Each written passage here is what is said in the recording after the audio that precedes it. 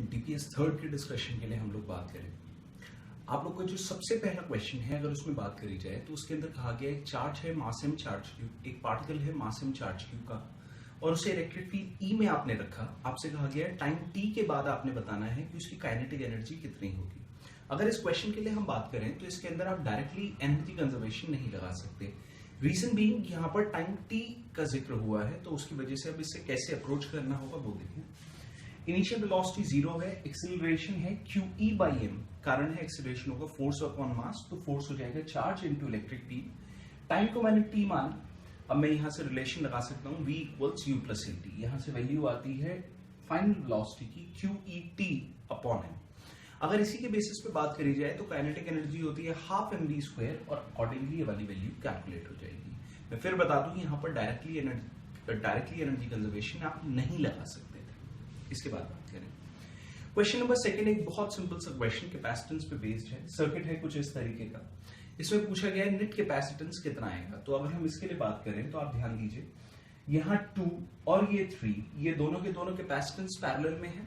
अगर पैरेलल में होते हैं तो कैपेसिटेंस ऐड हो जाते हैं, इसका मतलब नेट कैपेसिटेंस आएगा 5 और वो 5 इस 12 और इस 20 के साथ हो जाएगा सीरीज में। तो अगर बात करी जाए तो यहाँ पर जो आपका नेट कैपेसिटेंस आएगा वो आएगा 1/12 प्लस 1/5 प्लस 1/20 इक्वल्स 1/c और यहां से आप c की वैल्यू निकाल पाएंगे। ये क्वेश्चन इस तरीके से था। क्वेश्चन नंबर थर्ड में आपसे कहा गया आपके पास 4 बैटरीज हैं, चारों बैटरीज की ईएमएफ बता रखी है 1.4 वोल्ट और आपसे कहा गया चारों का जो इंटरनल रेजिस्टेंस है दैट इज 2 ओम। आपने इन चारों बैटरीज को कनेक्ट करा, साथ में इन सबको कनेक्ट करा है एक 2 वोल्ट की बैटरी को चार्ज करने के लिए। तो इसमें पूछा गया है चार्जिंग करंट कितना होगा। अब आप जरा सोच के देखें, अगर मैं इफेक्टिव वोल्टेज की बात करूं क्योंकि चारों सीरीज में है तो वो होगा 4 × 1.4, लेकिन 2 वोल्ट की बैटरी को वो चार्ज करने के काम आ रहा है, इस वजह से इफेक्टिव वोल्टेज में से 2 वोल्ट सब्ट्रैक्ट हो जाएगा। यानी अगर नेट वोल्टेज की मैं सर्किट में बात करूं तो वो होगी 3.6 वोल्ट। अब यहां पर केवल इंटरनल रेजिस्टेंस है, कोई एक्सटर्नल रेजिस्टेंस है ही नहीं। तो अगर मैं टोटल रेजिस्टेंस की बात करूं तो वो होगा 4 टाइम्स ऑफ 2 ओम, यानी 8 ओम आ जाएगा सर्किट का टोटल रेजिस्टेंस। इसके बेसिस पे अगर करंट की बात करी जाए तो वो होगा V/R which is equal to 3.6/8 यानी 0.45 एम्पियर। तो इस सर्किट में ये होना था। आप सर्किट डायग्राम बनाकर देखेंगे तो आपको और बेहतर ये पता चल जाएगा। इसके बाद बात करें क्वेश्चन नंबर 4, यूजुअली एनसीईआरटी में गिवन होता है कि अगर आपके पास एक पाइप है, इसमें कहा गया आपके पास एक थिन वॉल्ड पाइप है, उस थिन वॉल्ड पाइप में करंट फ्लो कर रहा है उसकी बाउंड्रीज पे। तो हमसे क्वेश्चन में कहा गया जब उसके अंदर करंट फ्लो करता है तो हमें ये बताना है मैग्नेटिक फील्ड कहाँ कहाँ जीरो होगी, कहाँ मैक्सिमम होगी, ये सारी चीजें प्रेडिक्ट करनी है। तो मैंने एज्यूम करा, मान लीजिए ये पाइप जो है इसकी एजेस से करंट बाहर की तरफ आ रहा है और अंदर से ये पाइप हॉलो है। अब यहां मैग्नेटिक फील्ड निकालने के लिए मैं एम्पीयर सर्किट लॉ का इस्तेमाल करता हूं। मैंने माना सेंटर से मैं x दूरी पर आया जहां पर x इसके रेडियस से कम है, तो इनफैक्ट मैं पाइप के अंदर ही हूं। अब वहां पर हम बात करें एम्पीयर सर्किट लॉ का रिलेशन होता है μ0I इक्वल्स b × 2πl। तो अगर इसके अकॉर्डिंगली देखा जाए तो आप सोच के देखें इस सर्कुलर रीजन के अंदर से कोई करंट अंदर ना तो जा रहा है और ना ही बाहर आ रहा है, तो इससे मतलब करंट की वैल्यू 0 हो जाएगी। अगर करंट 0 हो गया तो आप ध्यान दें यहां पर मैग्नेटिक फील्ड 0 हो गया। इसका मतलब ये हुआ जब तक आप उस पाइप के अंदर हैं तब तक मैग्नेटिक फील्ड 0 होगा, इसके सरफेस पर 0 नहीं होगा। रीजन भी करंट फ्लो कर रहा है वहां पे, आप एम्पीयर सर्किट लॉ लगाकर देखेंगे तो आप पाएंगे मैग्नेटिक फील्ड 0 नहीं। तो अंदर हर पॉइंट पर मैग्नेटिक फील्ड 0 होगा। एम्पीयर सर्किट लॉ का सीधा सीधा एप्लीकेशन था ये क्वेश्चन। क्वेश्चन नंबर 4 के बाद क्वेश्चन नंबर 5 देखें। क्वेश्चन नंबर 5 में हमें कंफ्यूजन हो जाता है अक्सर। मैग्नेटिक फील्ड का जिक्र हुआ है कि मैग्नेटिक फील्ड जो है वो कितने एंगल पर इंक्लाइंड है। अब हम तो याद करते हैं इसे एंगल ऑफ डिप, लेकिन अगर एनसीईआरटी के हिसाब से बात करी जाए तो इसमें ये बता रखा है कि जो एक्चुअल मैग्नेटिक फील्ड है अर्थ का वो हॉरिजॉन्टल के साथ एंगल ऑफ डिप नहीं बल्कि एंगल ऑफ डिक्लिनेशन पे इंक्लाइंड है। तो इसका जो करेक्ट आंसर है that is angle of declination. तो ए ऑप्शन करेक्ट है। इसमें कहा गया था अर्थ का total magnetic field surface of the earth के साथ कितना एंगल बनाता है, तो वो होगा एंगल ऑफ डिक्लिनेशन। इसके बाद बात करें क्वेश्चन नंबर 6, जग जाहिर फॉर्मूला है सेल्फ इंडक्टेंस का। सेल्फ इंडक्टेंस पूछी गई है इसके अंदर। सेल्फ इंडक्टेंस के लिए अगर बात करी जाए तो उसका फॉर्मूला होता है μ0a n² by l। सीधा सीधा वैल्यूज आपने सब्स्टिट्यूट करनी है, आपका आंसर आ जाएगा। ये आंसर एसआई यूनिट्स में आएगा और एसआई यूनिट इंडक्टेंस की होती है हेनरी। तो इसका आंसर ये था। इसके बाद क्वेश्चन नंबर 7, ये भी थोड़ा सा थियोरेटिकल क्वेश्चन। इसमें कहा गया पावर डिसिपेटेड किसी एसी सर्किट में 0 है, तो हमें बताना है वो सर्किट कैसा हो सकता है। आप एक बात सोचिए, सर्किट के अगर इंडक्टेंस हो, सर्किट के अंदर कैपेसिटेंस हो और रेजिस्टेंस हो, तो पावर जो डिसिपेट होती है, या इनफैक्ट एवरेज पावर जो डिसिपेट होती है, वो रेजिस्टेंस के अंदर ही होती है। अगर पावर डिसिपेटेड 0 हो गया तो इससे एक बात तो पक्की हो गई कि सर्किट के अंदर रेजिस्टेंस तो बिल्कुल नहीं। लेकिन क्या यह बात जरूरी है कि कैपेसिटेंस वाला सर्किट हो? बिल्कुल नहीं। क्या जरूरी है इंडक्टेंस ही हो इस सर्किट में? बिल्कुल नहीं। तो इसका मतलब दोनों ऑप्शन हो सकते हैं। तो या तो ये कैपेसिटिव सर्किट हो सकता है या फिर ये इंडक्टिव सर्किट हो सकता है। तो अगर करेक्ट ऑप्शन की बात करी जाए तो वो होगा डी, ईदर इंडक्टिव और कैपेसिटिव। ये था इसमें। Question number 8। क्वेश्चन नंबर 8 फिर से थ्योरेटिकल क्वेश्चन है थोड़ा सा। ये वेव्स का क्वेश्चन है, आपको इसमें याद रखना पड़ेगा ये वेव्स का रिजल्ट। इसमें कहा गया एक रे ऑफ लाइट है, वो एक ऐसे सरफेस को जाके स्ट्राइक करती है, या इनफैक्ट एयर से किसी डेंसर मीडियम पे स्ट्राइक करे। तो इन्होंने यहां पर ये कहा कि उसमें एक फेस चेंज आएगा π/2 का, या सॉरी पाई का, और इनफैक्ट ये वाली बात हमसे पूछी गई है। ये बात बिल्कुल सही है। आप इसमें याद रखिएगा ये कि जब भी कोई वेव जाकर किसी रेयर से डेंसर मीडियम के ऊपर स्ट्राइक करेगी और वहां से रिफ्लेक्ट होगी, दोनों बातें हैं, पहले तो रेयर से डेंसर जाए और फिर वहां से रिफ्लेक्ट भी हो, तो रिफ्लेक्टेड वेव और इंसिडेंट वेव के बीच में एक फेस चेंज होगा जिसे हम कहते हैं पाई का फेस चेंज। उसका कारण क्या है? उसका कारण यह है कि जो मीडियम पार्टिकल्स हैं रेयर से डेंसर मीडियम की तरफ, वो मीडियम पार्टिकल्स ऑसिलेट करने के लिए फ्री नहीं है।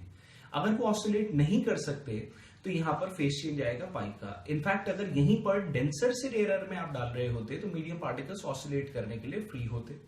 अगर वो ऑसिलेट करने के लिए फ्री हैं तो ऐसे में होगा क्या? जब वो ऑसिलेट करेंगे तो वहां पर फेस चेंज होगा 0, यहां पर फेस चेंज आएगा पाई। ये बात आपने याद रखनी है। वेवलेंथ की टर्म्स में देखा जाए तो यही जो आपका पाथ लेंथ में चेंज होगा, दिस विल बी λ/2। पाई के कॉरेस्पॉन्डिंग वेवलेंथ में चेंज, पाथ लेंथ में चेंज λ/2 आएगा। ये था इस क्वेश्चन में। इसके बाद अगला जो है, splitting of white light into several colours on passing through a glass prism is due to. Splitting of white light के लिए अगर बात करी जाए तो व्हाइट लाइट की स्प्लिटिंग जो होती है, अक्सर हमें ऐसा लगता है कि भाई यहां पर डिस्पर्शन होगा, कुछ और होगा। इनफैक्ट डिस्पर्शन तो हमने प्रोसेस का नाम दिया, लेकिन वो होता किसकी वजह से है? वो है रिफ्रैक्शन की वजह से। रिफ्रैक्शन की वजह से कैसे? व्हाइट लाइट का डिस्पर्शन होता इस वजह से है, कारण है हर लाइट के लिए वेवलेंथ जो है वो अलग अलग है, और वेवलेंथ के कॉरेस्पॉन्डिंग भी म्यू की वैल्यू वहां पे चेंज हो जाती है। अगर रिफ्रैक्टिव इंडेक्स ही चेंज होने लगेगा तो स्नेल्स लॉ को बिल्कुल फॉलो करेगी हर लाइट रे, लेकिन होगा क्या?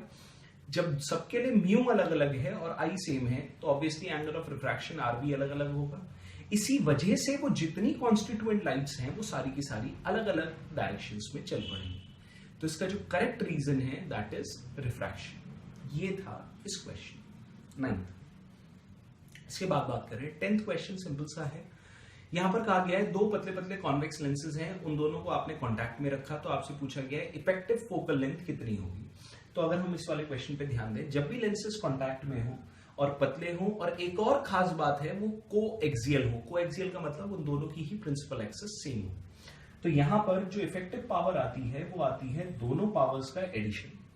अब पावर के लिए अगर बात करें किसी लेंस के लिए तो वो होती है 1/4 फोकल लेंथ। तो 1/f, f मैंने मान लिया इस कॉम्बिनेशन की नेट फोकल लेंथ, तो 1/f की वैल्यू आ जाएगी 1/20 प्लस 1/25।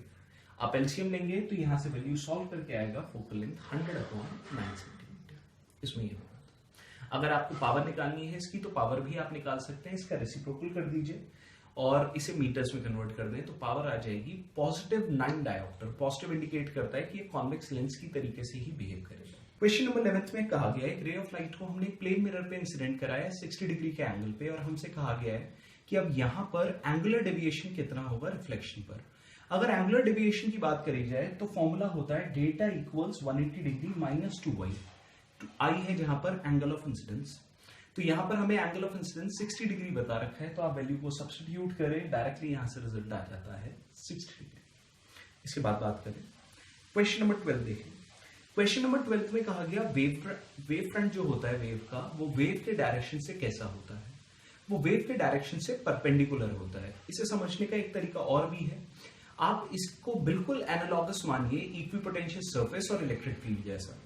इक्विपोटेंशियल सरफेस के परपेंडिकुलर डायरेक्शन में इलेक्ट्रिक फील्ड होती है, बिल्कुल उसी तरीके से एक वेव फ्रंट के परपेंडिकुलर डायरेक्शन में वेव का डायरेक्शन होता है। तो ये है वेव फ्रंट के लिए परपेंडिकुलर डायरेक्शन ऑफ वेव। इसके बाद बात करें क्वेश्चन नंबर 13 देखें।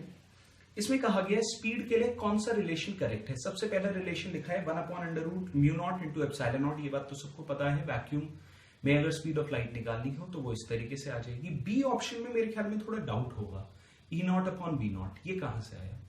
अगर इलेक्ट्रोमैग्नेटिक वेव के लिए बात करी जाए तो इलेक्ट्रोमैग्नेटिक वेव में होता क्या है, मैग्नेटिक फील्ड और इलेक्ट्रिक फील्ड दोनों एग्जिस्ट करते हैं, और दोनों के एग्जिस्ट करने पर भी एक चीज और रिलेशन फॉलो होती है यहाँ पर, वो है कि इलेक्ट्रिक फील्ड आता है speed of light in vacuum into magnetic field.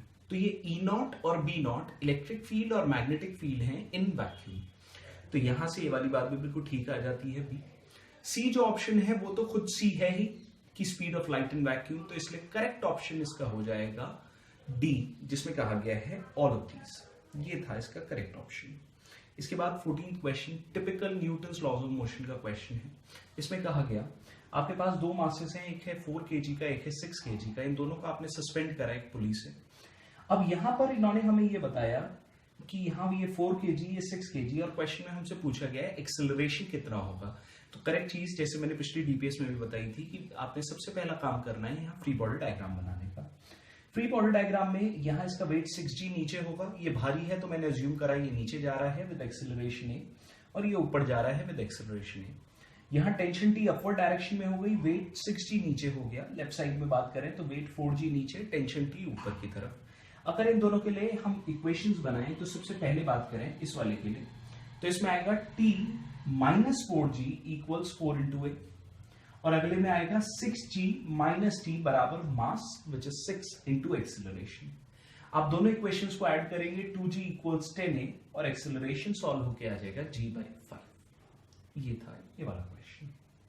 इसके बाद क्वेश्चन नंबर 15 बढ़िया क्वेश्चन है। आप लोगों ने अक्सर इस चीज को ऑब्जर्व भी करा होगा, जब आप किसी एलिवेटर में मूव करते हैं तो एलिवेटर में आप अक्सर आपने देखा होगा जब एलिवेटर ऊपर की तरफ जाता है तो आपके पैर भारी हो जाते हैं, पैर भारी लगने लगेंगे। तो उसका कारण क्या है कि जैसे जैसे एलिवेटर ऊपर की तरफ जाएगा विद सम एक्सेलरेशन, तो एक स्यूडो फोर्स आपको महसूस होगा। स्यूडो फोर्स क्या है, असल में ऐसा कोई फोर्स नहीं है, केवल आपको महसूस दे रहा है। तो स्यूडो फोर्स कहां लगेगा, अगर एक्सेलरेशन ऊपर है एलिवेटर का तो स्यूडो फोर्स आपके पैरों पे लगेगा नीचे की तरफ, बिल्कुल उल्टी डायरेक्शन। तो इसलिए जब लिफ्ट ऊपर की तरफ चलना शुरू होती है तो आपको ऐसा लगता है आपके पैरों पर ज्यादा भार पड़ रहा है। तो वही यहां पर भी है। इस क्वेश्चन में कहा गया कि एक व्यक्ति है, वो लिफ्ट में ऊपर की तरफ जा रहा है, लिफ्ट का एक्सेलरेशन है a। अब क्वेश्चन में हमसे कहा गया कि अगर व्यक्ति का एक्चुअल मास है 60 kg, तो हमें बताना है उसका एपरेंट वेट कितना होगा। अगर मैं अज्यूम करूं लिफ्ट ऊपर जा रही है एक्सेलरेशन a से, तो आप सोच के देखें स्यूडो फोर्स नीचे लगेगा, तो स्यूडो फोर्स की वैल्यू हो जाएगी मास इनटू एक्सेलरेशन, जहां पर मास है 60 kg। अब अगर यहां पर एपरेंट वेट की बात करी जाए तो वो 60g नहीं होगा, वो हो जाएगा 60g + 60 × a, यानी 60 × g+a। अब क्वेश्चन में हमसे कहा गया कि एक्सेलरेशन एक बार तो है 2 मीटर/सेकंड², ये इसका मैक्सिमम और मिनिमम वेट हमें बता रखे हैं। अब वो कैसे आएंगे, मैक्सिमम के लिए बात करें तो 60 × एक्सेलरेशन को 2 मान लीजिए, तो 60 × g+2 हो जाएगा ये। और जब ये जा रहा होगा ऑपोजिट डायरेक्शन में तो लीस्ट वेट महसूस होगा, यानी एक्सेलरेशन हो जाएगा -2। तो यहाँ पर मैक्सिमम वेट जो महसूस होगा वो होगा 720 न्यूटन, और जो मिनिमम महसूस होगा that will be 480 Newton. Question number 16 में हमसे कहा गया था कि हमारे पास एक जियो स्टेशनरी सैटेलाइट है। जियो स्टेशनरी सैटेलाइट क्या होती है पहले तो मैं वो बता दूं। जियो स्टेशनरी सैटेलाइट एक ऐसी सैटेलाइट है जो अर्थ के रिलेटिवली आपको स्टेशनरी महसूस हो। तो इसकी हाइट पूछी गई है, आमतौर पे लोगों ने इसे याद कर रखा है, 36,000 किलोमीटर ये हाइट होती है। अब इसे कैसे सॉल्व करा जाए। अगर ये सैटेलाइट अर्थ के रिलेटिवली स्टेशनरी है तो ऑब्वियसली इसका टाइम पीरियड भी अर्थ के टाइम पीरियड यानी 24 आवर्स के बराबर होगा। अगर टाइम पीरियड के फॉर्मूले की बात करी जाए तो वो होता है 2π/√gm r⁵2। आप इसे 24 आवर्स के बराबर रखें। यहां पर प्रॉब्लम यह है, r तो हम निकाल लेंगे, m नहीं पता हमें। जब ये सैटेलाइट अर्थ के अबाउट रिवॉल्व कर रही है तो m में मास यूज होगा अर्थ का। अर्थ का मास गिवन नहीं है, ये आपने याद रखना है। This is 6 × 10⁻24 kg। तो यहां से सॉल्व करके आपको r मिल जाएगा। ये था क्वेश्चन नंबर 16।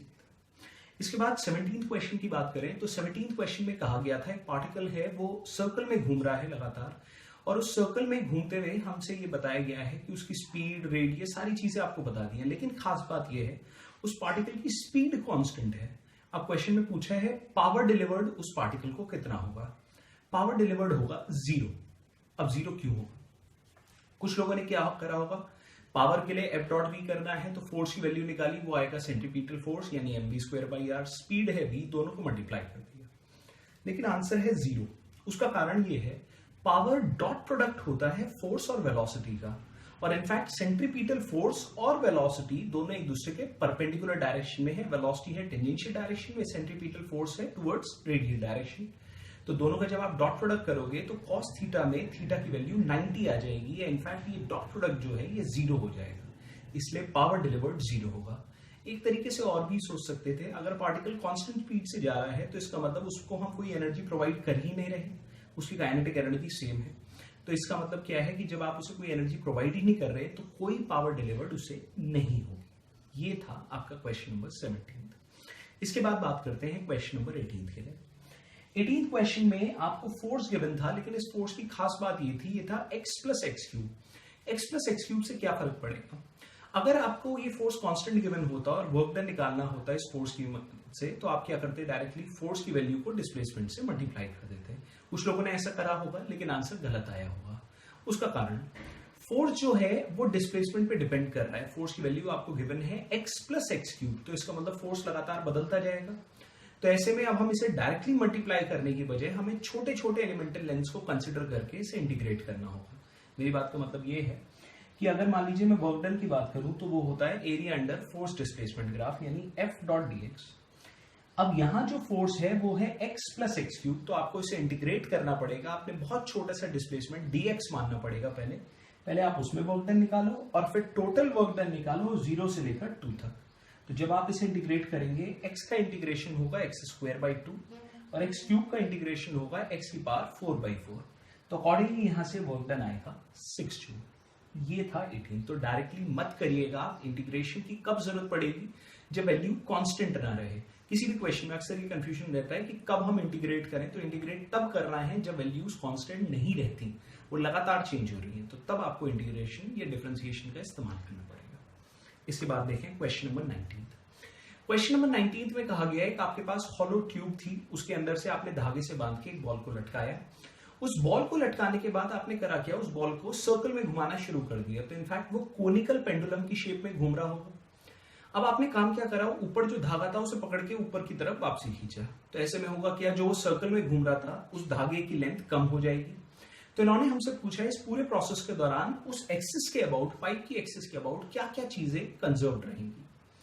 अब यहां पर मैं वो बताता हूं क्या क्या कंजर्व रहेगा। उससे पहले हम इस फ्री बॉल डायग्राम को कंसिडर करें।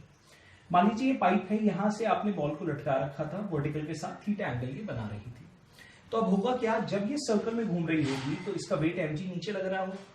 टेंशन T के दो कंपोनेंट्स होंगे, एक होगा T cos थीटा जो वर्टिकली अपवर्ड डायरेक्शन में होगा, और एक T sin थीटा जो हॉरिजॉन्टली राइटवर्ड डायरेक्शन में। अब आप एक बात सोचें, इस एक्सिस के अबाउट अगर मैं टॉर्क लेना चाहूं तो कुछ लोग को ये लग रहा होगा वेट जो है उसकी वजह से टॉर्क क्रिएट होगा और उस वजह से एंगुलर मोमेंटम कंजर्व नहीं होगा, लेकिन ये बात है गलत। अब गलत क्यों है उसके लिए बात करें। आप एक बात सोचें, यहाँ जो वेट है वो तो हमेशा T cos थीटा से बैलेंस्ड है। तो अगर वेट की वजह से कुछ टॉर्क आता तो T cos थीटा की वजह से उतना ही टॉर्क ऑपोजिट डायरेक्शन में आ जाता। तो इसका मतलब जो आपका वेट है उसकी वजह से तो टॉर्क 0 है।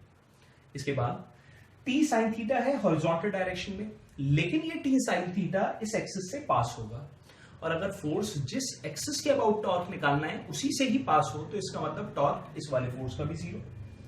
अगर टॉर्क इसका भी 0, टॉर्क इन दोनों का भी 0, तो आप एक बात सोच के देखें, अगर टॉर्क 0 ही है तो एंगुलर मोमेंटम कंजर्व्ड हो गया, यानी इस प्रोसेस के दौरान एंगुलर मोमेंटम कंजर्व्ड होगा। ये होना था 19th में। इसके बाद लास्ट है हमारा 20th क्वेश्चन। 20th क्वेश्चन बड़ा सिंपल सा है, मॉडर्न फिजिक्स का टिपिकल क्वेश्चन है।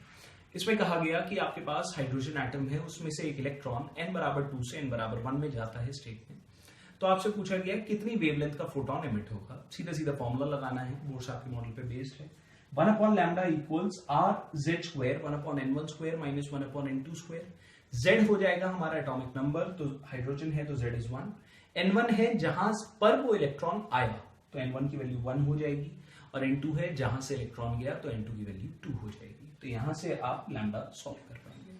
इसमें एक छोटी सी चीज मैं बता दूं, कई बार बहुत सारे क्वेश्चन ऐसे होते हैं जिसमें ऑप्शन देख के आप कुछ ऑप्शंस को तो डायरेक्टली एलिमिनेट कर सकते हो, जैसे कि यहां पर अगर आप ध्यान दें तो भले मैं इस वाले पार्ट को सॉल्व ना करता, लेकिन लैम्डा और आर एक दूसरे के इनवर्सली प्रोपोर्शनल होंगे। अगर एक दूसरे के इनवर्सली प्रोपोर्शनल हैं तो दो ऑप्शन तो पहले ही एलिमिनेट हो गए। तो एग्जाम में भी ये कोशिश करिएगा पूरा सॉल्व करने से पहले अगर कुछ ऑप्शंस एलिमिनेट हो जाएं तो आपको सॉल्व करने में आसानी रहेगी। तो इस बात का ध्यान रखें। ये है हमारा थर्ड डीपीएस का डिस्कशन।